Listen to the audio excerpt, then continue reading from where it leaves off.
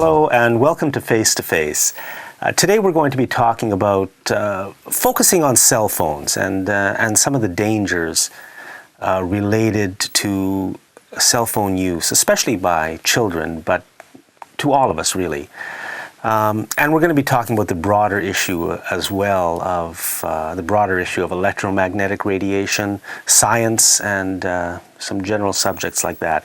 Our guest today is Dr. Martin Blank, and perhaps you can just tell us where you're from. I'm from the Department of Physiology and Cellular Biophysics at Columbia University College of Physicians and Surgeons in New York City.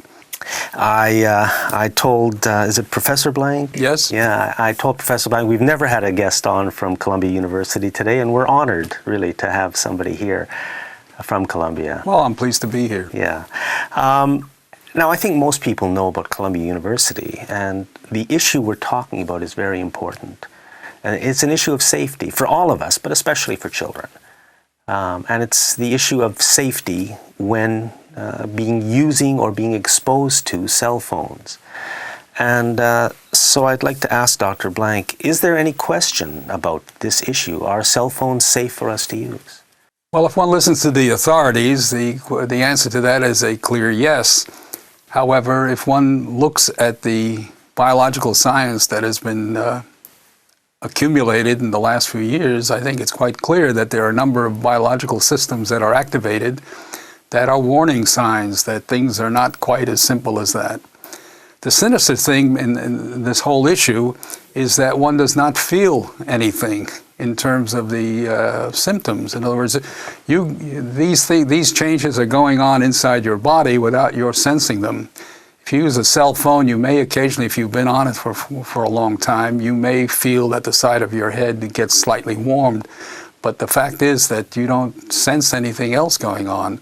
People have started to complain about things like headaches that they get or other kinds of symptoms, but these aren't the hard and fast things that you can measure in science, in biological science, like we do in the laboratories. For example, we can detect that there is a change going on in every cell that's exposed, even for a very short time, to the kind of signal that would come from a cell phone, and that is known as the stress response. Cells have a protective mechanism inside them that allow them to cope with dangers that occur, like when the temperature rises, or when they come in contact with an acidic environment, or they meet toxic materials like cadmium ion in these solutions that they're in.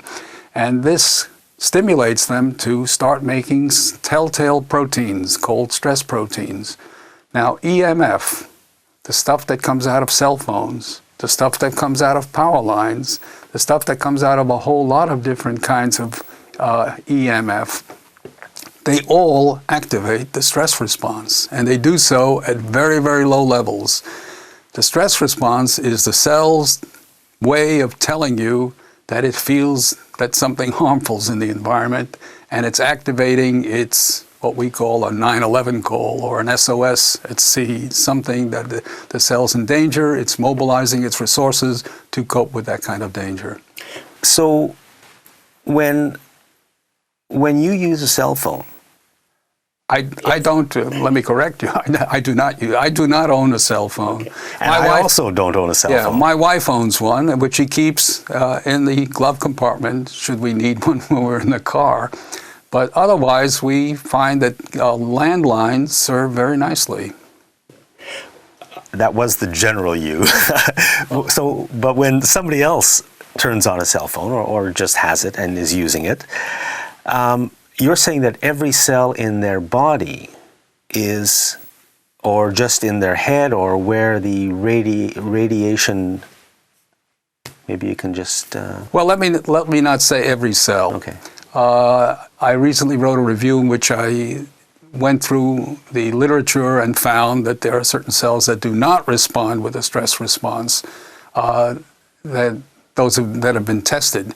Most cells do. The cells that do not respond are largely what we call cultured cells, cells that have been taken out of their normal environment and raised in laboratories, and they are raised that way so that they can live in an abnormal environment. These do not generally respond this way. And another group of cells are the cells in the circulation, like the lymphocytes and so on, which, if one thinks about this, they're cells that can, they're mobile. They move in the circulation. And I guess Mother Nature may not have felt the need to have such a mechanism, since the cells can move out of the environment that they find themselves in. So I think at the very least what you're saying is that using a cell phone does have an impact on your body, an impact you can't necessarily feel, and that impact isn't positive, it's more going to be negative. It's indicative of a potentially harmful change. What are some of the changes that are found in people who use cell phones a lot? Well, it's the studies that have been done largely in terms of looking for cancer, which is abnormal cell growth. And this has been a difficult kind of measure, because the people who do these studies look for tumors which by and large do not develop very soon after being stimulated. In fact, most solid tumors do not develop for 10 to 30 years after you have been stimulated to get the process started. It's the same thing in that respect, like the relation between smoking and cancer of the lung. I mean, people start smoking usually in their late teens, and then lung cancer, when it develops, doesn't develop till the 40s and 50s. So that you see that there's a long delay period in which the symptoms present themselves. Well, in studies that have been done with people who have been using cell phones, it's been found, not in all studies, but in some studies, that people who've been using cell phones for a period of 10 years, the risk of getting brain cancer, gliomas, these are the solid tumors that occur in the brain, is significantly higher. In fact, they reach significance at the 10-year level. And the other interesting point that's come from those particular studies is that people who started using cell phones before they were 20, their risk is approximately double that of people who started when they were more mature, that is, older users. So that there seems to be a risk that's associated more greatly with younger people.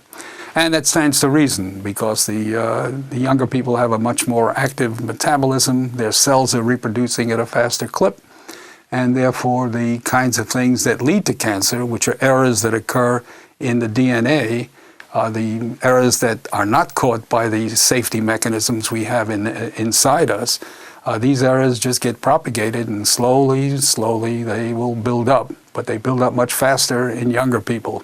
How about other problems that one might associate with? I mean, basically, when you're using a cell phone, you put it up to your head, and there's there's a microwave beam that comes out of the antenna of the cell phone. Am I correct? Yeah. And basically, that beam is going. It's coming out in all directions, including through your head. That's right. So you're putting a microwave beam through your brain, basically. You're sending out radiation from an antenna, which radiates all over the place. Right. And the thing is that part of that place is your head. Right. So most of it is meant to go to the station that it's connecting you with the outside world. But it can't help hitting other stuff that's in the that's everybody nearby. else is around you. Yeah. Yeah. So. And by the way, that's an interesting point, that somebody did a calculation of what happens when people who arrive at an airport are given the okay to use their cell phones, and that as the plane is taxiing into its port, or whatever they call the place it docks, people take out their cell phones and they start calling. And the fact is that when the signal hits a metallic fuselage, the cover of the plane, it gets reflected back. Somebody has calculated the level of radiation that's reached inside an airplane when a certain percentage of people use their cell phones is well above the safety limit that's been set by various agencies. And in fact, that safety limit is questionable in itself. Yeah, we'll talk about safety limits as well. How about things like, I mean, cancer is a long-term thing, and so if you're looking for cancer, okay, they find more cancers in people who are using cell phones. But what about, for example, other damages to the brain that might occur to vision, to intelligence, to any of the 1,000,001 functions that our brain provides for us? I mean, does it make sense to be putting this microwave radiation through our brain? Well, I would say no, but that's a personal opinion. It's based on the data that I've given you, but there are a whole lot of other data. And it's not only the cell phones, but it's all the electromagnetic radiation that is around, and also electromagnetic signals that are not quite radiation. In other words, there's a whole spectrum of electromagnetic fields, and they range from low level, like power frequencies, which are the kinds of things that light our light bulbs and run our kitchen appliances, through radio frequency, through the ultraviolet that people are familiar with and they use in tanning salons to so that it spans a very, very wide range of frequencies. And the interesting thing about these frequencies is that they all seem to activate the same biology. We have studied the stress response, as I mentioned earlier, and we have found that we can activate the stress response with power frequency, EMF, and we can activate the same stress response with radio frequency, in fact, with a cell phone. And others have shown that ultraviolet will activate the stress response as well. So the biology seems to go clear across this electromagnetic spectrum. Another observation that's been found is in the damage that's done to DNA.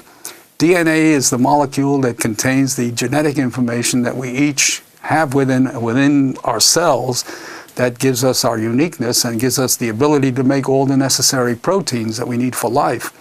And it's found that you can break DNA even with low frequency, with power frequency EMF, with radio frequency EMF, with ultraviolet EMF, and even higher, the gamma rays, they certainly do it. The people who have been studying the atomic bomb survivors, they have shown a clear relation between the level of radiation that people were subject to during the bombing and the rate of cancer, the incidence of cancer, which they relate to the damage that's done to DNA. So the main point I'm trying to make is that the kinds of damage that occur across the spectrum, the full range of electromagnetic fields. And this is by way of introduction to answering the question that you raised. What other kinds of things can one think about in terms of being able to say there's a possible danger associated with these kinds of fields? If one looks at the a recent study that was published in Switzerland, where people were measuring the incidence of Alzheimer's disease and correlating it with how far they were from the power lines in pretty much the whole of the Swiss population. And they found that if you were within 50 meters, what is that, a little over 150 feet, that you got twice the chance of developing Alzheimer's and other neurodegenerative diseases if you lived within 50 meters, comparing that with people who lived over 600 meters away. So there's a clear indication that you don't have to have a cell phone held to your head. You can even be within the influence of the kinds of fields that come from power lines. Now, when you're talking about power lines, are you talking about the power line that runs down so many of our streets, or something stronger than that? Well, it's the power line that this was done in connection with power lines, the kind, not the ones that run down the street, which we generally call distribution lines. They're lower voltages. You're talking about the high voltage. The high power voltages. Lines. So I'm safe, but a lot of people aren't. I would not quite rush that fast, that far, because I think it has to do with the level of field that you're talking about. For example, I estimate that in the Swiss study, the kinds of fields that we're speaking about there, the people are 50 at 50 meters were probably being subjected to fields that were in the order of 5 milligauss to 8 milligauss, something like that. That's not all that high in terms of the kinds of exposures one might be able to get in a kitchen. That's very true. Yeah, that's very true. So and a milligauss is just a means of measuring electromagnetic fields. Right. Yeah, it's okay. And it's something that one can. They sell these meters for people to be able to make these measurements in their own homes. They're not too expensive, of course. If you want to get a kind of a professional level, it starts to mount up. But you can get some relatively simple meters that will give you an indication of what the magnetic field is in certainly in the power frequency range. If you go to radio frequency, the instrumentation becomes much more complex and much more expensive. Okay, so we're talking about power frequency, which is coming, using appliances and being around electrical lines.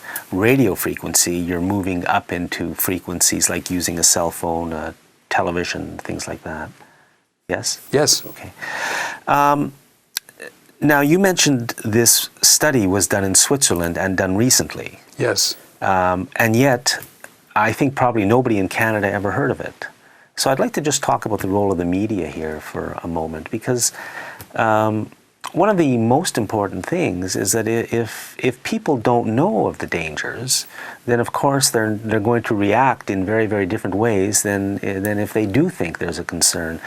And my own feeling is that the media here in Canada, and probably in the United States as well, does a very poor job of bringing out this issue as one that people should be concerned about. I think you're saying that it is an issue that we should be concerned about, and at least we should take some precautions. Am I correct in? Yeah, you're correct in both assertions. One, we should certainly take certain precautions, and that the media should be concerned about it. But the media have been criticized recently for being deficient in many ways. I think they have lost, especially with the recent death of Walter Cronkite, people started to reflect on what the media used to be like. It was, I wouldn't call it a golden age, but at a time when people felt that they had a responsibility to the public. And when Walter Cronkite said at some point, after personally going to Vietnam and viewing what was going on there, and then reading the reports that were coming out, being fed to the public, he realized that he had a duty to the people to tell them that the reports were misleading and that they should really think differently about the war than they'd been told by the media and the authorities. And I think people realize that the media today are not doing their function quite the same way as was intended. Let's put it this way. The media were intended to inform the people. One of the things in the United States, one of the freedoms, or you might call it one of the rights in the Bill of Rights, was the freedom of the press. It was considered so important that it was given, kind of a separate mention, and I think it's really very important. And if freedom of the press is compromised, and the things and the press turns out to be kind of another Pravda or Izvestia, we might as well not bother reading it.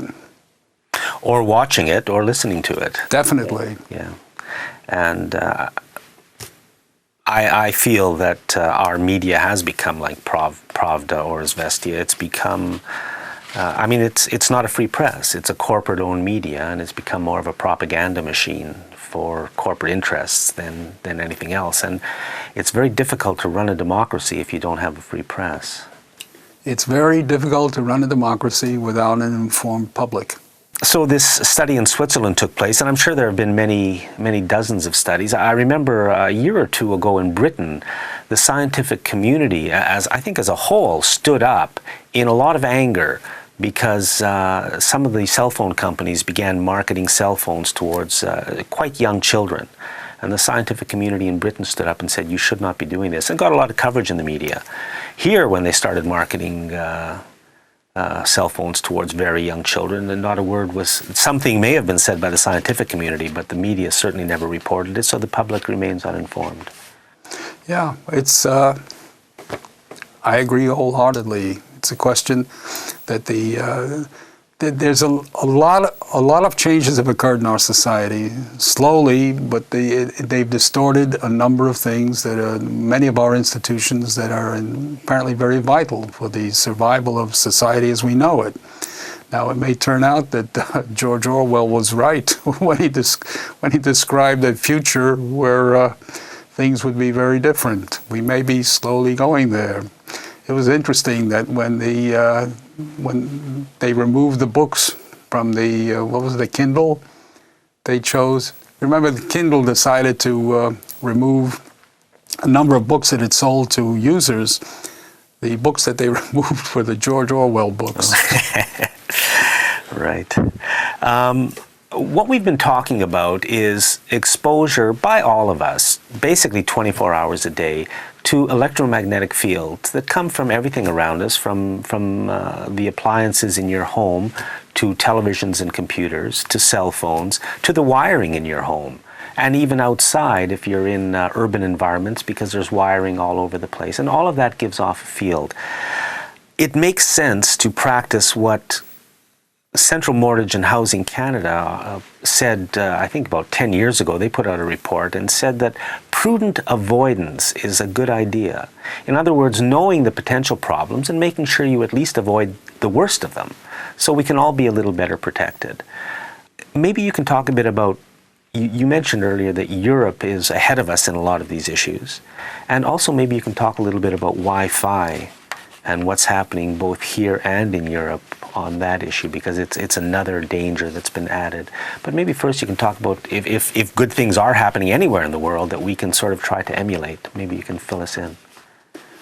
Well, Europe seems to be much better informed about what's going on, and people are more interested in taking better control of the environment instead of leaving it to the political powers that are around.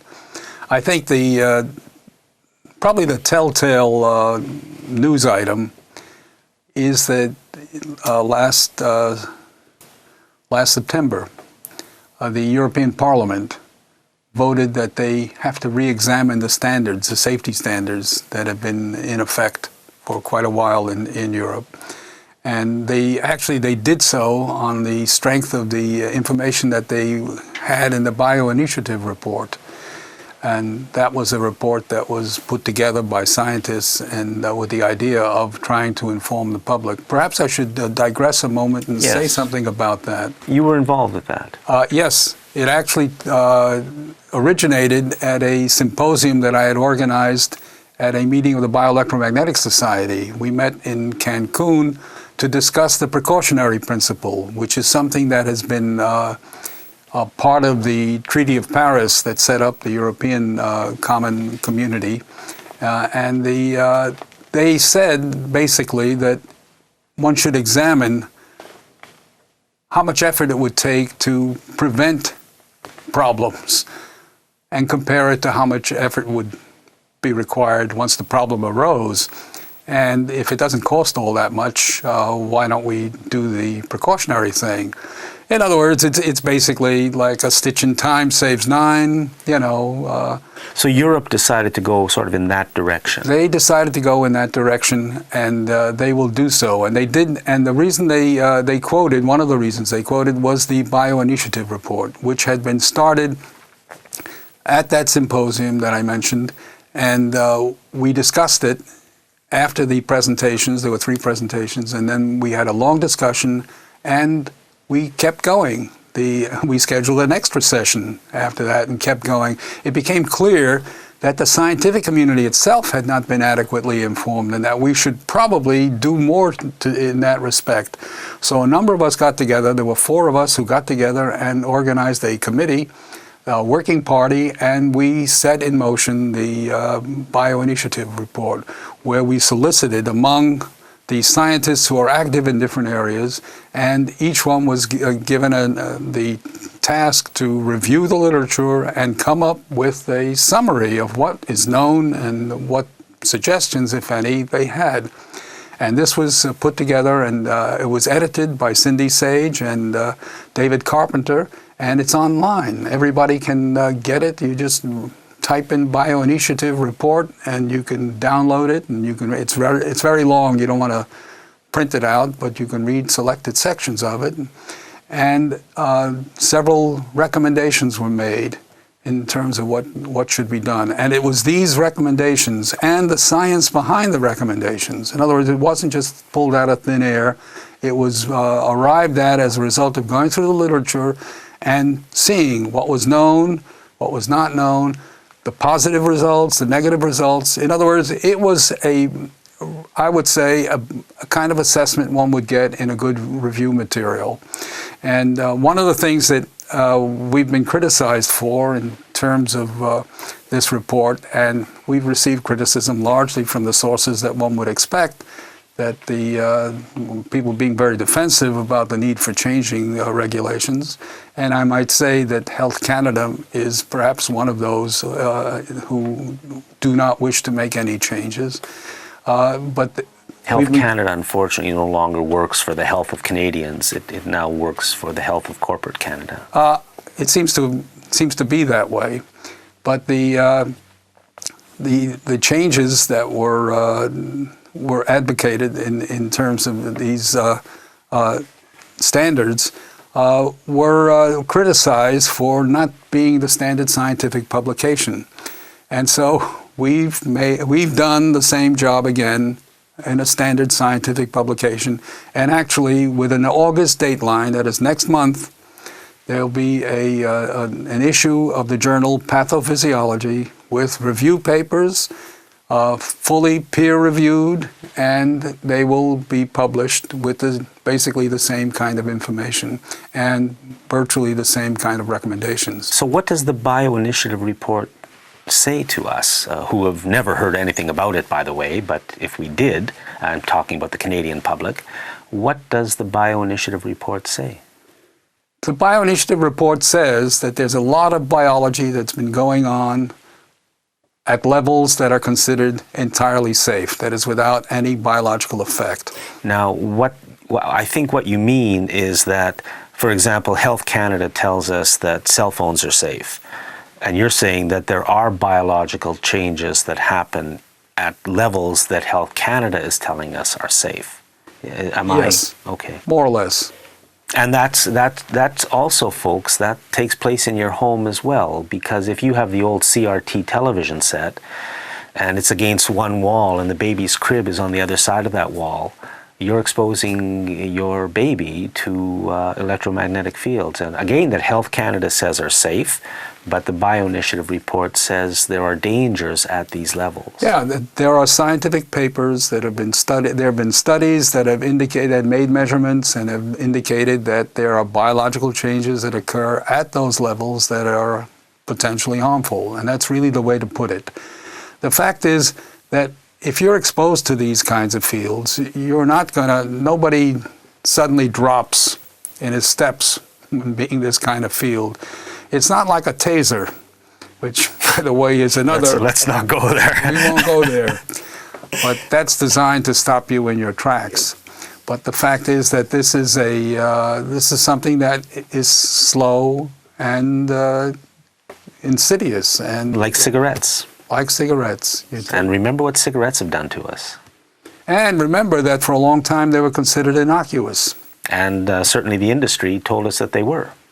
Just like the cell phone industry tells us that cell phones and everything else is safe. One can expect industry to try and maximize its profits. Yes. One should expect the institutions of a free society to try and protect its citizens. Yes. And it's this balance.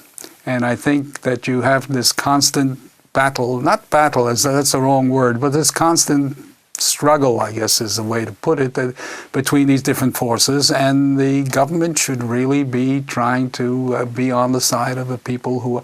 The government is us. I mean, that's what democracy means, that we are the government, and the government should reflect our interests and our needs. Corporations have their own interests and needs, but they're not necessarily those of the public. Yes.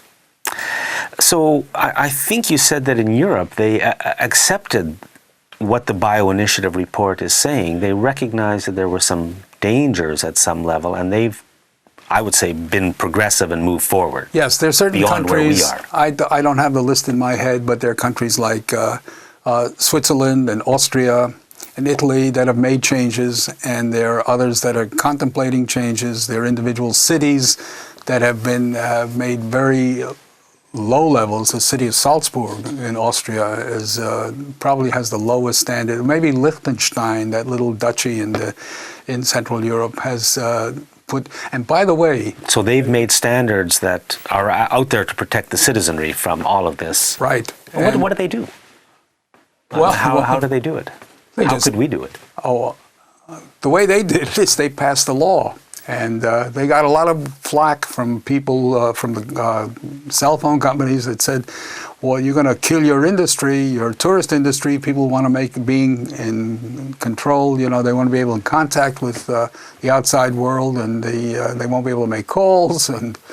But they just said no. They can use landlines. They can do whatever they have to do. But so you mean they've passed laws that have made cell phones sort of much less usable? They have set the levels that, I don't know whether they're much less usable, but they certainly have set the levels at a lower level. So the electromagnetic fields in that country or in that city have to be kept low in order to protect the public from the dangers, and it means it's more difficult to use a cell phone. Yeah. Sounds good to me. Yeah. If that's what people want. But you see, what happens here is the Bioinitiative report is never mentioned by the media. I'm sure not 1 in 100 Canadians has ever heard about it.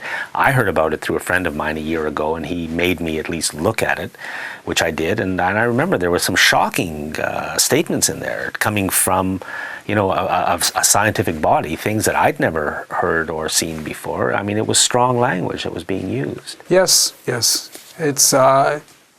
we are in danger. We, as scientists in the Bioinitiative Working Group, realize that there's a lot of ignorance and misinformation that's out there, and that we needed to produce a document that would teach the public and those who are in responsible positions to help the public, would teach them what we know. And we don't know everything, and we're still learning. But the fact is that we do know that what we're being told is not correct in many respects, and that people should take this information into account when they consider their own safety and the safety of those in their families. And there's many things we can do when houses are being wired, new or rewired. Things can be done to reduce the electromagnetic fields in that house, which is a very important thing to do. I mean, why live in a house with a high field when it's much safer to live in a house with a low electromagnetic field? And it's minor changes. I mean, all houses could be tested today, starting today, and over a period of years, all houses could be brought down. You know, the levels can be reduced. There are simple things, or sometimes not so simple things, that can be done. The problem is that the entire industry and the government don't want anybody to know that any of this is a problem. So they pretend there is no problem. The public never hears that there is a problem. And even the idea of prudent avoidance, something as simple as not having some of the old alarm clocks, the digital alarm clocks, threw off a very powerful field.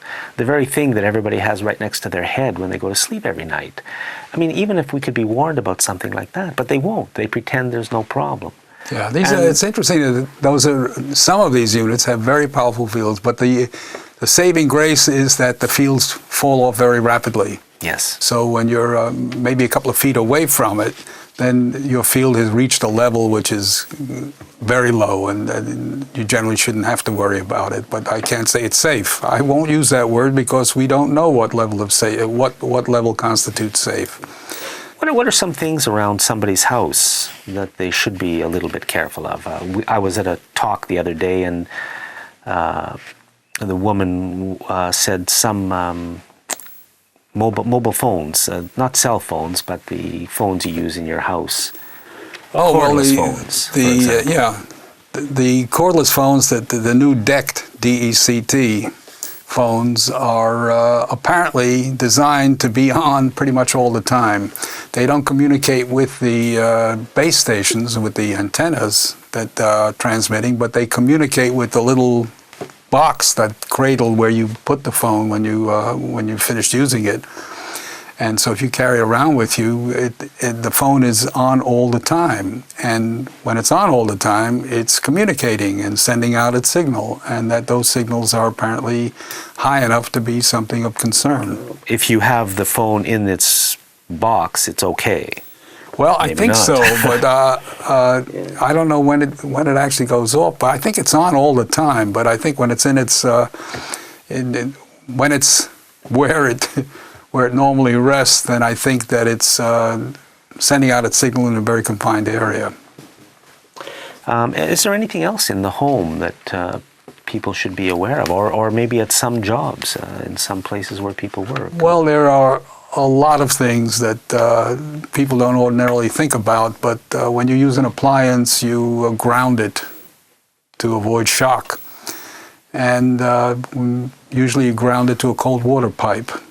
And the cold water pipe connects down to the ground. That's why it's called the ground, I guess. And the interesting thing is that sometimes they carry very large currents. That's true, and those are the kinds of things that can be fixed by a look at your home. You need not only an electrician, but Yes. an electrician, a knowledgeable one. Yes. I mean, we can't do it, but somebody can. Somebody who understands the whole circuitry. Yeah. That's the problem. The fact is that most wiring in homes is kind of it may have gone in all right, according to code, but then when people make changes, and often these are changes that are made by homeowners themselves, they get the appliances to work, they get the lights to work, but the thing is that the connections sometimes generate circuits that are carrying current that they didn't know about. And these ground currents are apparently rather significant in many cases.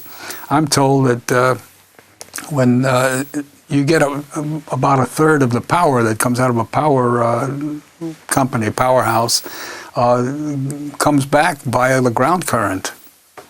So that it's a significant percentage that's being carried that way. And this gets to be an important problem in farm areas, for example.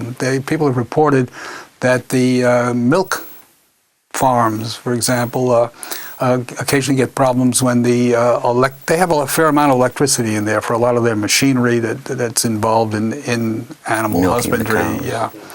And the fact is that the cows get upset from this current, and they give less milk. Let's go back to Europe for a minute.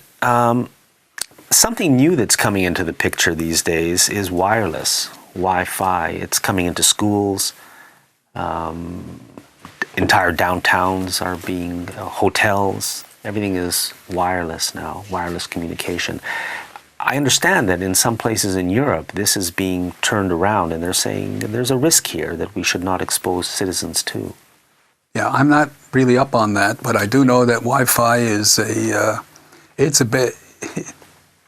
it's certainly a risk, that you don't want to be in this all the time. I know that when I get into an environment, I get this tinnitus, which is a kind of ringing in the ears that many people say that results from exposure to these kinds of fields. And I'm told also that this thing, once you get it, it's pretty hard to shake, because something apparently gets upset. Changed. Yeah. Maybe we can talk for a moment about Health Canada, or maybe the comparable agency in the United States. Yeah. Health Canada here are the ones who set the standards, the levels that are deemed to be safe. And if you ever do talk to anybody in the industry about this whole issue of electromagnetic fields, they will always say, hey, we're 100 times under the Health Canada safety standard. The problem is that the Health Canada safety standard is probably 1,000 times too high, and maybe you can go there a bit. No, well, it's a safety standard for corporations. It allows them to feel safe from litigation, No, I don't know. All I know is that the U.S. agency, I guess the FDA, recently said that they changed their page and apparently said that there's absolutely no problem with the standard as it is. And this in the face of new information that's coming out, and one wonders what prompted this kind of thing. But it's obvious that they're just not paying attention to what's being learned and what we know. And they don't seem to care about what the public is doing. And I think that I don't know how corporations make their decisions in terms of they probably, I better not go there. All I can say is that it's very difficult when you've got the corporate funding of politicians, as we're witnessing now in the United States, with the whole healthcare issue. I mean, suddenly there's a whole propaganda about not wanting to get government into the health business when government has been in the health business for such a long time and has, in fact, made it work. There was a column today by Paul Krugman in the New York Times saying that the only reason that the medical system survives in the U.S. is because the government is in it and is supporting major segments of it. So that somehow fanning the flames of get the government off our backs, not realizing that the government is a vital part of the support system that we've set up for ourselves, and that all we're trying to do is that we're trying to get a system going where the costs will be mitigated, and that the fact that we'll eliminate a whole lot of unnecessary kinds of procedures that are being stimulated by the way the pay system. Yeah. If you got paid according to the health of the patient, then I think the whole medical structure would change. I think that anyway, I didn't want to get off into this, but I think all these aspects in many ways tie together. It's the same situation. Yeah, I think the lack of media responsibility in dealing with the facts, and the lack of government in terms of representatives representing the people rather than the people who the interests that support their campaigns with contributions. It's the perversion of the systems that support democracy that have led to a situation where people just don't get the kind of information they need to make the kinds of decisions that are for their own benefit. Yeah. I'd just like to say one more thing about cell phones. Basically, we're all exposed to the cell phone towers all the time. The electromagnetic fields coming off of those. I guess I'm correct in saying that. Yes. Yeah, so there's 24 hours a day of just a field thrown off by these towers, so they can connect to your phone if anybody, not your phone, if anybody chooses to phone you. I mean, your phone always works. It's because there's a radiation surrounding you from these towers. I mean, it's something to think about. The stuff is not innocuous.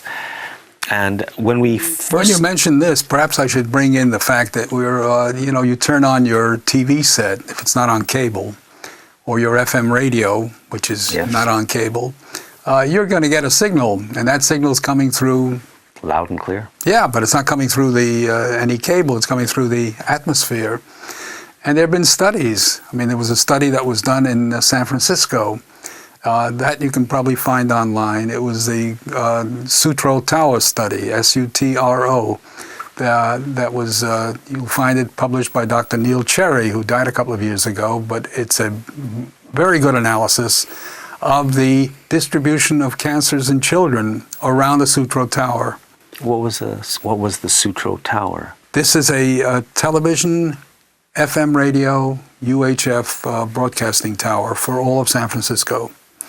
And you can see that the distribution of cancers is more or less what you'd expect, that as you go away from the tower, the number decreases, which is what you would expect, but that the level is still high, and it's still well above the level that's considered safe when you're about 2 miles away.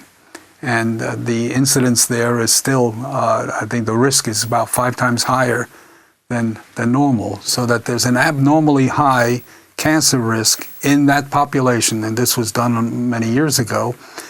I think it ended sometime in the 90s. But the thing is that it showed that FM and TV broadcasting has a certain risk associated with it. There's a similar study done in Sydney, Australia, and a similar study done in Rome, Italy, with the Vatican shortwave transmitter. And in Italy, that's more recent. In fact, they were found guilty. The Monsignor was fined, and the case is on appeal. Now, I don't know what that means in terms of what the final disposition of the case will be, but I do know that the evidence was presented, and they were those who were in charge of the transmitter were found guilty of increasing the level of cancers in children around the transmitting tower. So these are the kinds of things we have to know about. We deserve better from our media. We deserve better from our government. And if you happen to live in an apartment building, the next time you're outside, you should take a look at the roof of your apartment building, because there are several of those in the city that are covered with these kinds of transmitters, cell phones, television, whatever. And if the owner of your building is making money by selling out your health, you should think about that, because it's not a joke. We began, in fact, prior to beginning this discussion, we were talking outside, and you said the science is unequivocal. I mean, there is no scientific question that electromagnetic radiation that comes from all of these sources has an impact on us. I think we can safely say that. Yes, it affects the biology even at very low levels. In other words, I find thresholds of biochemical reactions that are, say, 2 to 5 milligauss. That's very low. So this is something we can do better on. We can help to protect our health if our governments would put in place just reasonable legislation to protect us. And over time, we could reduce all these fields in our homes and cities and basically have a better life, a healthier life for all of us. Is there anything else you'd like to say about the Bioinitiative report that you were a part of?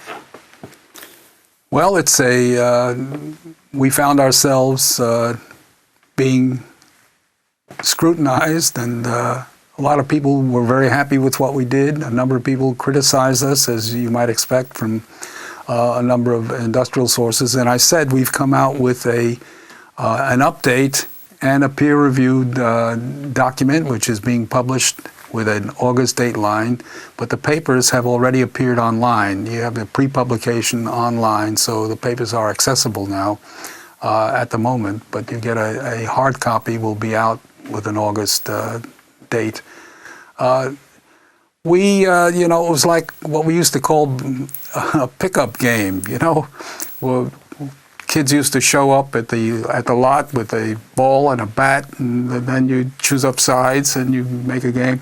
We were kind of a scientific pickup game. We decided that this was something that we had to do and we wanted to do, and we just chose up our sides and did our job. And believe it or not, it worked out with a lot of effort, but it worked out well.